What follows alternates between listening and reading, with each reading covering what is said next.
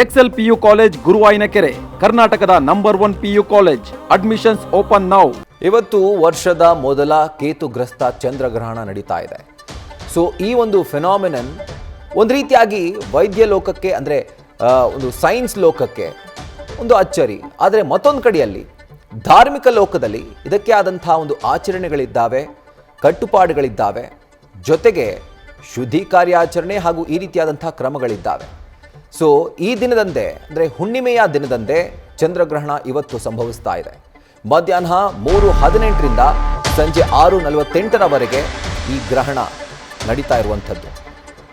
ಇನ್ನು ನಮ್ಮ ದೇಶದಲ್ಲಿ ಸಂಜೆ 6:22ರಿಂದ 6:47ರವರೆಗೆ ಗ್ರಹಣ ಸಂಭವಿಸುತ್ತೆ. ಸುಮಾರು 25 ನಿಮಿಷಗಳ ಕಾಲ ಚಂದ್ರಗ್ರಹಣ ಗೋಚರ ಆಗ್ತಾ ಇದೆ.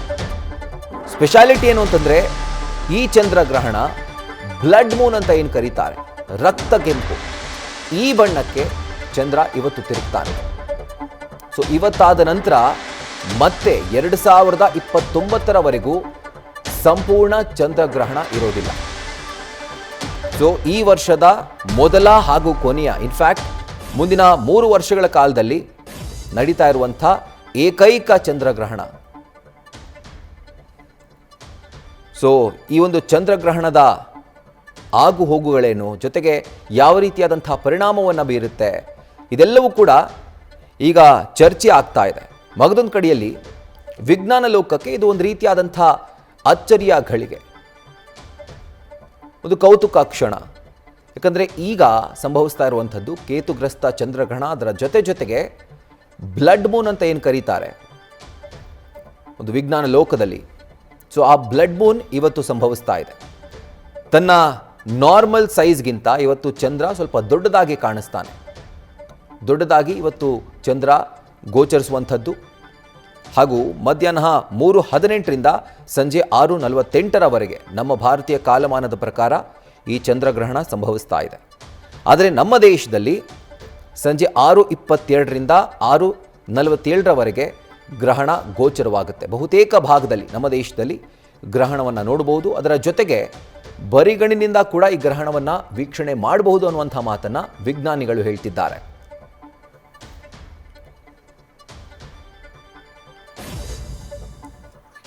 ಇಂದು ಖಗೋಳದಲ್ಲಿ ಒಂದು ವಿಶಿಷ್ಟವಾದಂತಹ ವಿದ್ಯಮಾನ ಜರಗಲಿಕ್ಕಿದೆ.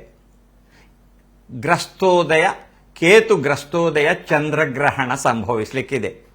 ಮಧ್ಯಾಹ್ನ 3:19 ಪ್ರಾರಂಭವಾಗಿ 6:49 ಈ ಗ್ರಸ್ತೋದಯ ಚಂದ್ರಗ್ರಹಣ ಖಗೋಳದಲ್ಲಿ ಸಂಭವಿಸ್ತಾ ಇದೆ. ಇದು ಗ್ರಸ್ತೋದಯ ಅಂತ ಯಾಕೆ ಹೆಸರು ಬಂತು? ವಾಸ್ತವಿಕವಾಗಿ ಇದು ಖಗ್ರಾಸ ಚಂದ್ರಗ್ರಹಣ. ಆದರೆ ಚಂದ್ರಗ್ರಹಣ ಆಗುವ 3:19 ಹೊತ್ತಿಗೆ ನಮಗೆ ಚಂದ್ರ ಕಾಣುವುದಿಲ್ಲ. ಕಾರಣ ಅವ ಖಗೋಳದಲ್ಲಿ ಉದಯಿಸಿಯೂ ಇರುವುದಿಲ್ಲ ನಮಗೆ. ಮತ್ತು ಎರಡನೆಯದಾಗಿ ಸೂರ್ಯನ ಪೂರ್ಣ ಬೆಳಕಿದ್ದಾಗ ಚಂದ್ರ ಉದಯಿಸಿದ್ರೂ ಕಾಣುವುದಿಲ್ಲ. ಹಾಗಾದ್ರಿಂದ ಇದು ಸೂರ್ಯನ ಪ್ರಕರಣ ಕಿರಣಜಾಲ ಇರುವಲ್ಲಿವರೆಗೆ ಚಂದ್ರ ಕಾಣಿಸದೇ ಇರುವುದು ಒಂದು. ಎರಡನೆಯದಾಗಿ ಚಂದ್ರ ಉದಯ ಆಗುವುದೇ ಗ್ರಹಣದ ಎಷ್ಟೋ ಹೊತ್ತಿನ ಮೇಲೆ ಆದದ್ರಿಂದ ನಮಗೆ ಚಂದ್ರ ಆಕಾಶದಲ್ಲಿ ಯಾವಾಗಲೂ ಇರ್ತಾರೆ, ನಮಗೆ ಕಾಣಿಸುವುದು ಅಂದ್ರೆ ಉದಯ ಆಗುವುದು. ಆದ್ರಿಂದ ತನ್ನ ಅಕ್ಷದಲ್ಲಿ ಸುತ್ತುತ್ತಿರುವ ಭೂಮಿಗೆ ಚಂದ್ರ ಕಾಣಿಸುವುದು ಅದು 6 ಗಂಟೆ ನಂತರ ಬಾಳಿಕ ಆದದ್ರಿಂದ, ಅದರ ನಂತರ ಸ್ವಲ್ಪ ಹೊತ್ತಿಗೆ ಮಾತ್ರ ಗ್ರಹಣದ ಸ್ಥಿತಿ ಇರೋದ್ರಿಂದ, ಹಾಗಾದ್ರಿಂದ ಆ ಗ್ರಹಣ ನಮಗೆ ಗ್ರಸ್ತೋದಯವಾಗಿ ಕಾಣುತ್ತದೆ ಮತ್ತು ಸ್ವಲ್ಪ ಸಮಯದಲ್ಲಿ ಗ್ರಹಣ ಮುಗೀತದೆ. 6:48 ಮುಗೀತದೆ. ಹಾಗಾದ್ರಿಂದ ಇದಕ್ಕೆ ಗ್ರಸ್ತೋದಯ ಅಂತ ಚಂದ್ರಗ್ರಹಣ ಅಂತ ಹೆಸರು ಕೊಡ್ತಾರೆ. ಗ್ರಹಣಗಳು 2 ಇದೆ, ಒಂದು ಸೂರ್ಯಗ್ರಹಣ ಮತ್ತೊಂದು ಚಂದ್ರಗ್ರಹಣ. ಸೂರ್ಯ ಮತ್ತು ಚಂದ್ರನ ಮಧ್ಯೆ ಭೂಮಿ ಬಂದು ಭೂಮಿಯ ನೆರಳು ಚಂದ್ರನ ಮೇಲೆ ಬಿದ್ದರೆ ಆವಾಗ ಅದು ಹುಣ್ಣಿಮೆಯ ದಿವಸ ಮಾತ್ರ ಆಗುವುದಾದ್ರಿಂದ, ಯಾಕಂದ್ರೆ ಪೂರ್ಣ ಚಂದ್ರ ಕಾಣುವುದು ಹುಣ್ಣಿಮೆಯ ದಿವಸ. ಆ ದಿವಸ ಚಂದ್ರನ ಬಿಂಬಕ್ಕೆ ಭೂಮಿಯ ನೆರಳು, ಇಡೀ ಚಂದ್ರಬಿಂಬ ಕಾಣಬೇಕಾದಲ್ಲಿ ಭೂಮಿಯ ನೆರಳು ಬೀಳುವುದರಿಂದ ಅದು ಚಂದ್ರನ ಸುತ್ತುತ್ತಿರುವ ಭೂಮಿಯ ಸುತ್ತುತ್ತಿರುವ ಚಂದ್ರನಿಗೆ ಮತ್ತು ಸೂರ್ಯನ ಸುತ್ತುತ್ತಿರುವ ಭೂಮಿಗೆ ಈ ಮಧ್ಯಂತರದವಿದು 13 ಡಿಗ್ರಿಗಿಂತ ಕಡಿಮೆ ಅಂತರದ ವ್ಯವಸ್ಥೆ ಸ್ಥಿತಿ ಬಂದಾಗ ಈ ಗ್ರಹಣ ಸಂಭವಿಸುವುದು. ಹಾಗಾದ್ರಿಂದ ಅದು ನಾಳೆ 3:19 ಪ್ರಾರಂಭ ಆದರೂ ನಮಗೆ ಕಾಣಿಸುವುದು 6 ಗಂಟೆ ನಂತರದ ಸ್ಥಿತಿಯಲ್ಲಾದ್ದರಿಂದ ಮುಗಿತಾಯದ ಹೊತ್ತಿನಲ್ಲಿ ಸಿಗುವುದರಿಂದ ಗ್ರಸ್ತೋದಯವಾಗಿ ಕಾಣುತ್ತದೆ. ಹೀಗೆ ಸೂರ್ಯ ಮತ್ತು ಚಂದ್ರನ ಮಧ್ಯೆ ಭೂಮಿ ಬರ್ತಾ ಇರುವ ಗ್ರಹಣ ಸಂಭವಿಸುವುದು ನಾಳೆ. ಹೀಗೆ ಸೂರ್ಯ ಮತ್ತು ಭೂಮಿಯ ಮಧ್ಯೆ ಚಂದ್ರ ಬರ್ತಾನೆ ಅಮಾವಾಸ್ಯೆಯ ದಿವಸ. ಅಮಾವಾಸ್ಯೆ ದಿವಸ ಚಂದ್ರ ಬಂದಾಗ ಚಂದ್ರ ಸೂರ್ಯನ ಬಿಂಬವನ್ನು ಪೂರ್ಣ ಮರೆ ಮಾಡಿದಾಗ ಪ್ರತಿ 30 ದಿವಸಕ್ಕೊಮ್ಮೆ ಅಮಾವಾಸ್ಯೆ ಆಗ್ತದೆ. ಎಲ್ಲಾ ಅಮಾವಾಸ್ಯೆಗಳಂದು ಗ್ರಹಣ ಆಗೋದಿಲ್ಲ.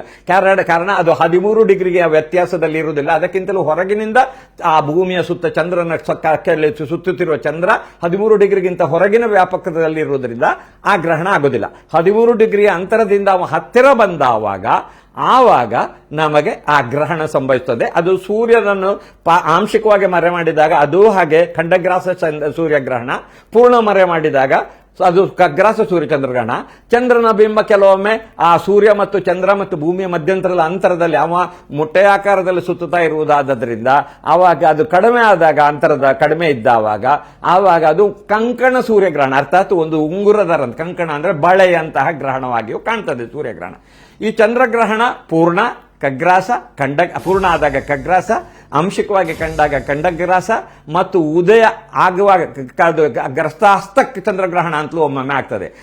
ಬೆಳಗಿನ ಹೊತ್ತಿನಲ್ಲಿ ಸೂರ್ಯ ಉದಯಿಸುವಾಗ ಚಂದ್ರ ಅಸ್ತ ಆಗ್ತಾ ಇರುವಾಗ ಗ್ರಹಣ ಆಗ್ತಾ ಅದು ಅಸ್ತ ಆಗಿಬಿಟ್ರೆ ಗ್ರಹಣ ಪೂರ್ಣ ಮುಗಿಯಬೇಕಾದ್ರೆ ಆದ್ರೆ ಗ್ರಸ್ತಾಸ್ತ ಚಂದ್ರಗ್ರಹಣ ಅಂತ.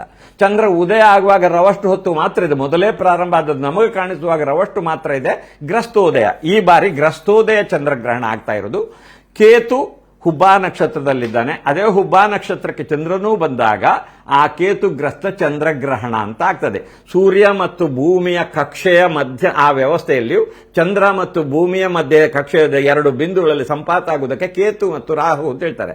ಆ ಬಿಂದುವಿಗೆ ಚಂದ್ರ ಬಂದಾವಾಗ ಕೇತುವಿನ ಬಿಂದುವಿಗೆ ಬಂದಾಗ ಕೇತುಗ್ರಸ್ತತ್ವ, ರಾಹುವಿನ ಬಿಂದುವಿಗೆ ಬಂದಾಗ ರಾಹುಗ್ರಸ್ತತ್ವ. ಈ 2 ಬಿಂದುಗಳಲ್ಲಿ ಮಾತ್ರ ಗ್ರಹಣ ಆಗ್ತದೆ. ಅದು ಆ 13 ಡಿಗ್ರಿ ಅಂತರದ ವ್ಯವಸ್ಥೆಯಲ್ಲಿ ಮಾತ್ರ ಆ ಬಿಂದುಗೂ ಬರ್ತಾರಾದ್ದರಿಂದ ಅದಕ್ಕೆ ಕೇತುಗ್ರಸ್ತ, ರಾಹುಗ್ರಸ್ತ ಚಂದ್ರಗ್ರಹಣ, ಸೂರ್ಯಗ್ರಹಣ ಅಂತ ನಾವು ಹೇಳ್ತೇವೆ. ಈ ಬಾರಿ ಕೇತುಗ್ರಸ್ತ ಚಂದ್ರಗ್ರಹಣ ಆಗ್ತದೆ. ನ್ಯೂಸ್ ಫಸ್ಟ್ ನಿರ್ಭೀತಿಯಿಂದ ನಿಮ್ಮ ಪರವಾಗಿ.